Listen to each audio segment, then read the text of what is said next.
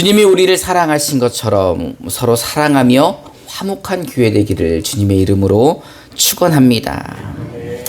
어제는 심진서 성도님께서 하나님의 부르심을 받아 소천하셨습니다.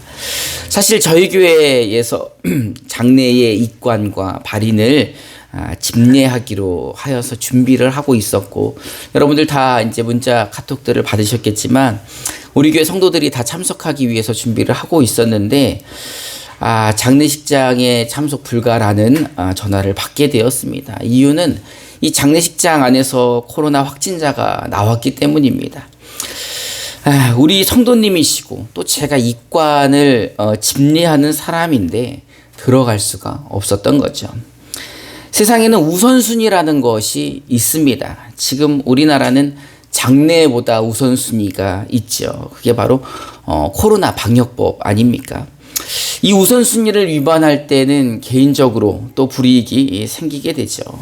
이 우선순위에 대한 권한은 누가 주었습니까? 국민들이 국가에게 공권력이라는 것을 주었죠. 그리고 그 정부는 공권력을 가지고 나라와 또 국민의 안전을 위해서 그 법을 준행하고 우리는 또 따르고 있는 것입니다. 성공하는 사람들의 7가지 습관이라는 책을 쓴 유명한 스티븐 코비라는 사람은 인생의 우선순위를 4가지 범주로 정하라라고 말하고 있습니다. 제가 잠깐 표를 준비했는데요. 사람에게는 이 4가지의 일이 있습니다. 시급한 일 또는 시급하지 않은 일, 시급한데 중요한 일이 있고 시급하지만 중요하지 않은 일이 있습니다. 또는 시급하지 않지만 중요한 일이 있고 시급하지 않지만 중요하지 않은 일이 있다는 거죠. 인생에 있어서 시급하고 중요한 문제는 뭐가 있을까요? 뜨거운 물이 있는데 아이가 뜨거운 물을 만지려고 하면은 이거 굉장히 시급하고 아주 중요하죠. 그럴 때는 당장 그것을 해결해야 하는 겁니다. 그런데 이 시급하지만 중요하지 않은 일들도 있죠. 뭐 사소한 카톡이라든가 SNS 메시지라든가 아니면 뭐 전화벨이 막 울리고 있는데 시급한 것 같지만 그렇게 중요하지는 않은 거죠. 그럴 때는 그게 우선순위에서 뒤로 밀리는 겁니다. 또는 이 사람은 그런 것들을 최소화해야 성공한다. 이렇게 이야기를 하고 있습니다. 또 시급하지도 않고 중요하지도 않은 일들이 있습니다. 그런 거 뭐가 있을까요? 뭐 시급하지도 않고 중요하지도 않은데 우리가 일상적으로 하는 것. 뭐 담배를 피는 것도 그렇고 술을 마시는 것도 그렇고 뭐 게임을 하는 것도 그렇고 뭐 TV를 보는 것도 그렇고 쓸데없이 전화로 수다하는 것도 그렇고 인터넷 서핑하면서 쇼핑하는 것들도 그렇고 아니 뭐 시급하지도 않고 중요하지도 않지만 우리 삶 가운데는 이런 것들이 많이 있는 거죠. 이 스티븐 코비라는 사람은 이런 것들은 제거해야 성공한다 라고 말하고 있습니다. 그러니 우선순위에서는 이제 뒤로 밀려나는 거죠. 그럼 성공하는 사람들은 어떤 거를 중요하게 생각하는가? 성공하는 사람들은 시급하지 않지만 중요한 것들에 대하여 신경을 쓴다는 거죠. 그런 게 뭐가 있냐면 뭐 미래를 위해서 준비하는 것. 뭐 시급하지는 않지만 중요하죠. 안전을 예방하고 사고를 예방하고 계획하고 자기 개발하고 삶의 가치관을 확립하는 것. 이런 것들은 시급하지 않지만 매우 중요한 것들이고 성공하는 사람들은 이런 것을 굉장히 중요하게 생각한다라고 말하고 있는 겁니다. 여러분에게는 어떤 영역이 삶에서 가장 중요하고 무엇이 삶의 우선순위이십니까? 오늘 본문에서 예수님께서는 예수님의 제자들에게 먼저 해야 할 것에 대하여 말씀하고 계십니다. 우리 마태복음 6장 31절부터 32절을 우리말 성경으로 한번 읽어봅시다. 시작. 무엇을 먹을까, 무엇을 마실까, 무엇을 입을까 걱정하지 말라. 이 모든 것은 이방 사람들이나 수고하는 것이다. 하늘에 계신 너희 아버지께서는 너희에게 이런 것이 필요하다는 것을 아십니다. 아멘. 예수님은 산 위에서 제자들에게 말씀하십니다. 산상수훈이라고 하죠. 하나님의 자녀들이 이 땅에 살아갈 때 어떻게 살아가야 하는지 그 태도에 대하여 말씀하고 계십니다. 그 중에서도 오늘 본문은 먹고 사는 문제로 걱정하고 있는 하나님의 자녀들에게 하시는 말씀입니다. 31절을 보니까 그러므로 라는 단어로 이 말씀을 시작합니다. 이 그러므로라는 부사에 대해서 알아보니까 앞의 내용이 뒤의 내용의 이유이거나 원인이거나 또는 그의 근거가 될 때 이런 그러므로라는 접속 부사를 사용한다는 겁니다. 그러면 앞에 어떤 말씀을 하셨길래 뒤에 그러므로라고 이렇게 말씀을 하시는 걸까? 우리 마태복음 6장 25절부터 30절을 우리말 성경으로 저와 여러분들이 한 절씩 교독해 보겠습니다. 제가 먼저 25절을 봉독합니다. 그러므로 내가 너희에게 말한다.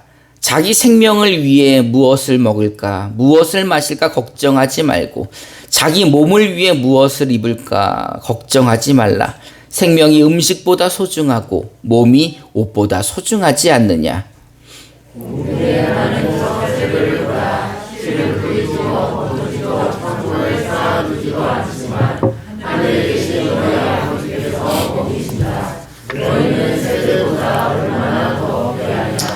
너희 중 누가 걱정한다고 해서 자기 목숨을 조금이라도 더 연장할 수 있겠느냐.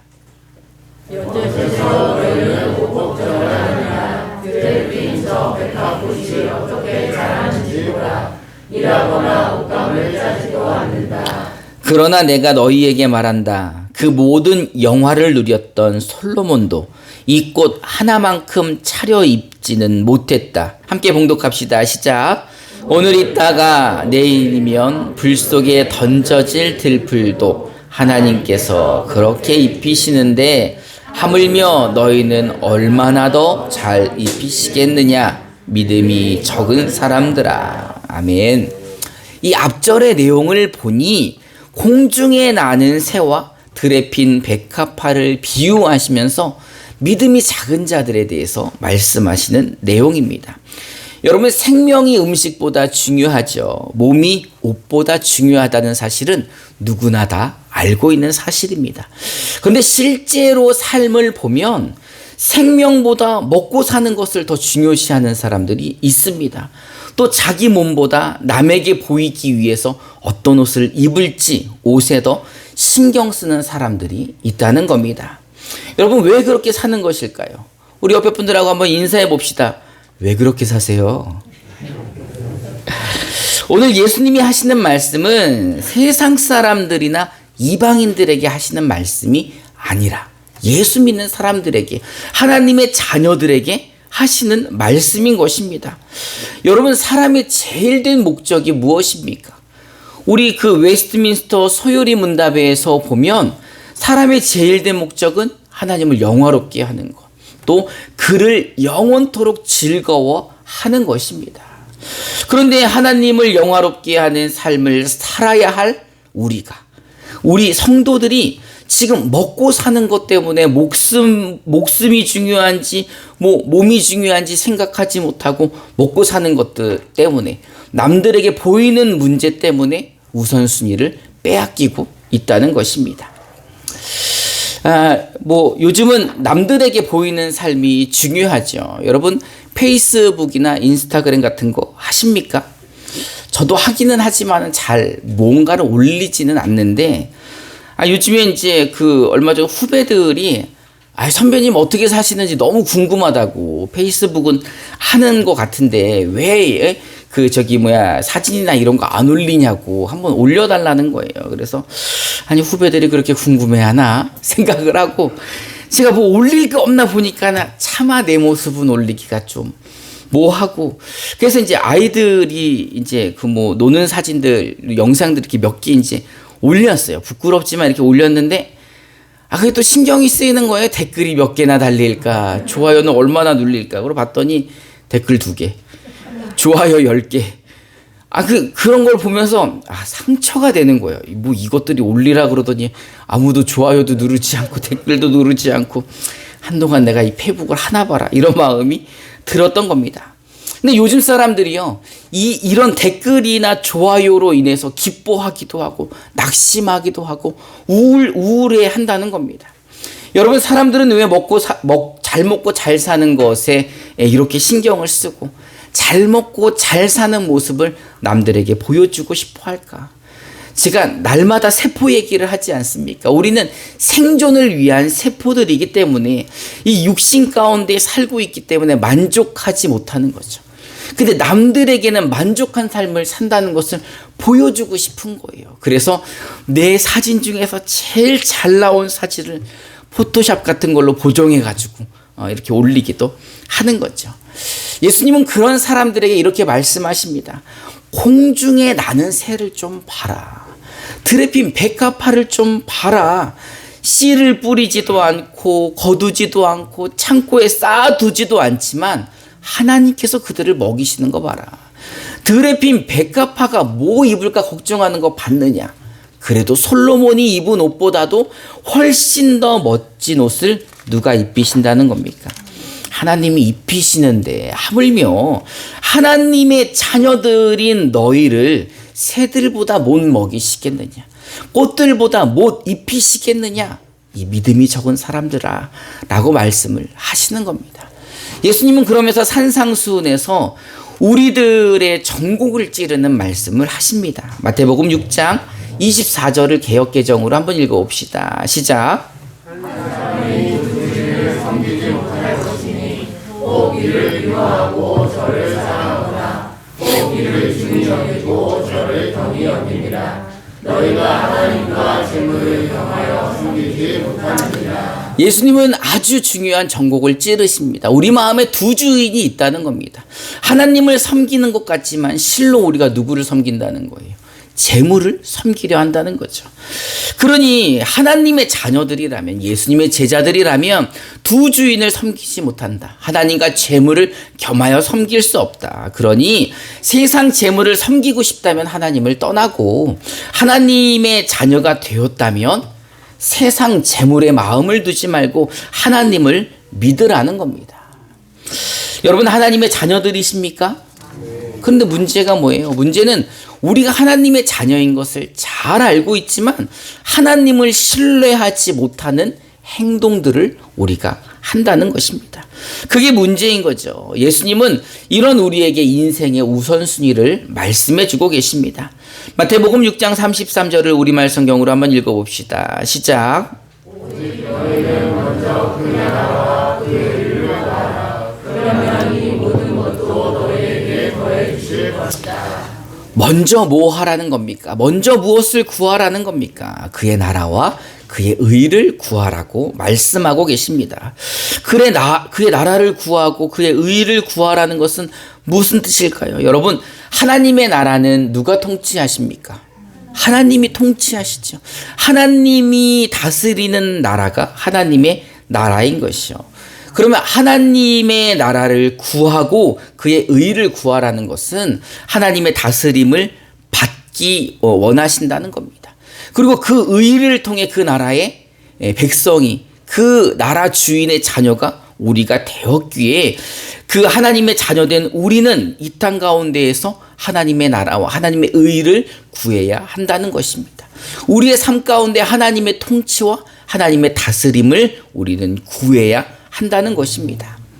먹고 사는 것 때문에 목숨보다 음식을 더 중요하게 생각하지 않도록 사람들에게 어떻게 잘 사는 모습을 보일까 고민하지 않고 내 몸보다 보여지는 옷을 더 중요하게 생각하는 삶을 살지 않기 위해 우리는 우리 삶의 우선순위에 하나님의 통치, 하나님의 다스림을 구해야 한다는 것입니다.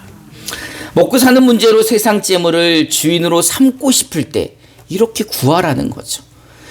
세상에 내가 원하는 것들이 생겨나서 내 주인으로 재물을 삼고 싶을 때 이렇게 하나님께 기도하라고 말씀하고 계시는 것입니다. 여러분, 하나님이 우리를 다스리실 때 이런 먹고 사는 문제로 염려하지 않게 되는 것이고 우리가 세상을 이길 수 있는 것입니다. 그리고 그렇게 하나님의 통치를 구하는 사람들에게 하나님은 필요한 모든 것들을 더해 주신다라고 말씀하고 계십니다. 마태복음 6장 33절부터 34절을 개역개정으로 한번 읽어봅시다. 시작.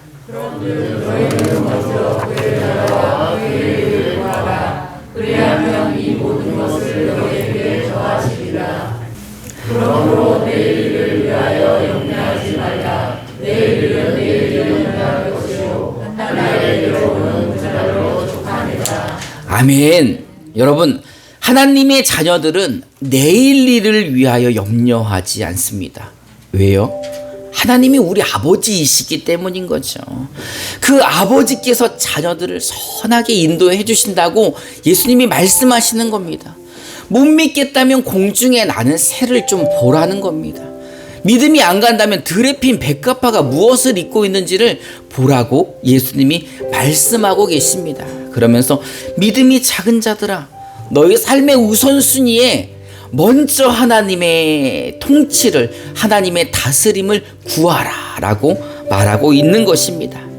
먼저 그의 나라와 그의 의를 구하는 것, 그것은 하나님의 통치와 다스림을 우리가 구하는 것입니다. 여러분, 하나님이 다스릴 때만이, 하나님이 통치하실 때만이 내일 일을 염려하지 않을 수 있는 것입니다. 하나님 아버지께서 우리를 다스릴 때만이 우리가 그 사랑으로 세상을 넉넉히 이길 수가 있는 것입니다. 이제 여러분, 먼저 그의 나라와 그의 의를 구함이 여러분의 삶의 우선순위에 있기를 주님의 이름으로 축원합니다. 이제 우리 찬송하면서 우리 결단하는 시간을 갖도록 하겠습니다.